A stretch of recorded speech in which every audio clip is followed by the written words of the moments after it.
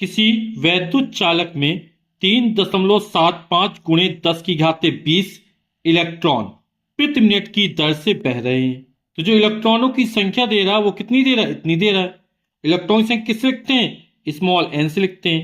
तो small N का मान दे रहा है 3.75 गुणे 10 की घात 20 प्रति मिनट। जो लगने वाला समय है वो 1 मिनट दे रहा है। उस चालक में बहने वाली धारा की गणना कीजिए। धारा यानी कैपिटल आई का मान हमको ज्ञात करना है। और एक इलेक्ट्रॉन पर आवेश दे रहा, और कितना दे रहा ई का मान? ये 1.6 गुणे 10 की घात -19 कूलाम का ऋण आवेश होता है एक इलेक्ट्रॉन पर। और ये आवेश का परिमाण दिया गया है।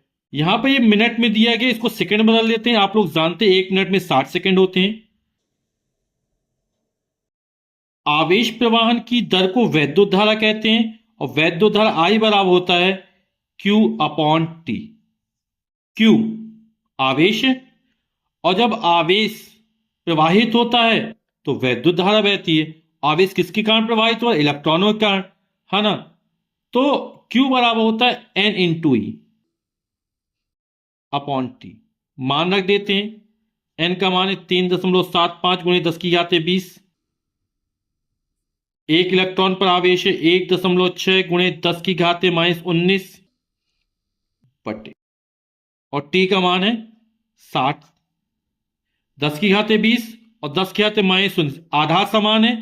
गुणा में घातें जोड़ेंगी तो +20 में जब -19 जोड़ेंगे तो 20 में 19 जाएगा, बचेगा 1, यानी 10 की घात 1 यानी 10, है ना।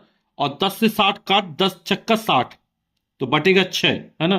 तो हो जाएगा 3.75 गुणे 1.6 बटे 6। ये संख्या 3 से कट जाएगी, 3 से काट देते, 3 एक नम 3, 3 दूनी 6, 7 एक बच 5 15 गुणे 1.6, 3 दूनी 6 हो गया। 2 का भाग 1.6 में दे देते हैं तो 1.25 और 2 अट्ठे 16, 0.8 आ जाएगा।